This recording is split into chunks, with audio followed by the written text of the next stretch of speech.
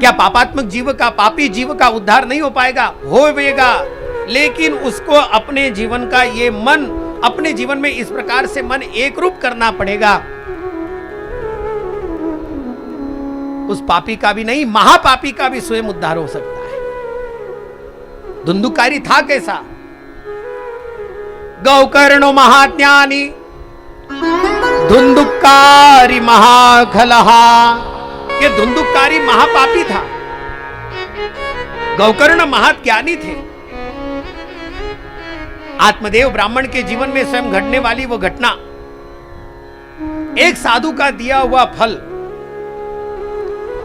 जिस फल को लेकर के आत्मदेव की पत्नी धुंधुली ने संशय उत्पन्न किया था, और उसी संशय के कारण धुंधुली के गर्भ से तो नहीं, लेकिन केवल एक नौटंकी लगा करके उसने जिस प्रकार एक बालक को जन्म दिया, ऐसा उसने कहा। वह धुंधुकारी नामक एक बालक जन्म लेता है, जो भयंकर पापी रहा, इतना पापी कि उसने अपने पिताजी के ऊपर हाथ उठा दिया, आत्मदेव के ऊपर हाथ उठा करके स्वयं आत्मदेव को मारने लगा।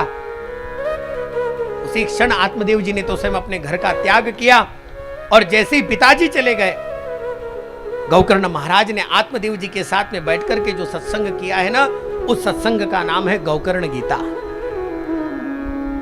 जिस गौकर्ण गीता में स्वयं गौकर्ण महाराज ने आत्मदेव को सत्संग की महिमा को गाया है। पिताजी सारा का सारा जीवन दुख में जब व्यतीत होता है, उसके पीछे कारण और कुछ नहीं होता है, उसके पीछे कारण हम स्वयं होते हैं। क्यों? क्योंकि दुख का कारण और कुछ नहीं है, दुख का कारण केवल और केवल मैं और मेरा शरीर है।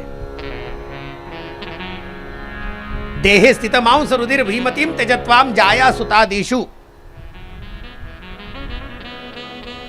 गौकर्ण महाराज ने अपने पिताजी आत्मदेव जी को कहा, आपको लगता है कि धुंधुकारी ने मेरे ऊपर हाथ उठाया, इसलिए आपको दुख हुआ, लेकिन यह दुख होने के पीछे कारण केवल धुंधुकारी नहीं है, यह स्वयं हम ही हैं।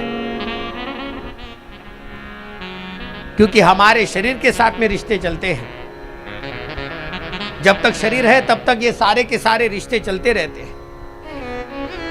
अगर ये शरीर ही समाप्त हो गया तो फिर काहे का कौन, किसका कौन होता है? कोई किसी का नहीं होता।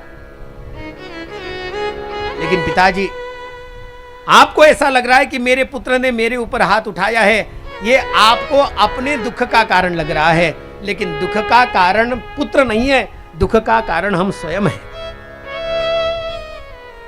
इसलिए अपने दुख का कारण हम स्वयं बनते हैं, और कोई दूसरा नहीं बनता।